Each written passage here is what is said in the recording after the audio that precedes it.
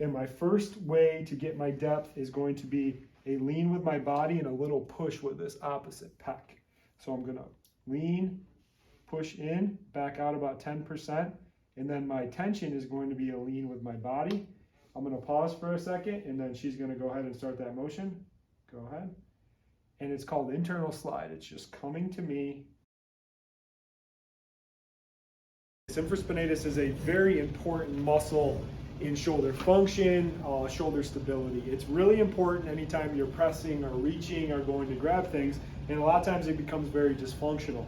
Now, a lot of therapists make a bad job with this because it's actually very superficial. It's not deep. All that's really between that is some skin, a little bit of subcutaneous fat, and then the muscle, and it sits right there. So what I'm gonna do next is I'm just gonna go a little bit lateral to that, and I'm gonna be here, and I'm not gonna use my hand on this first one just so you guys can see it.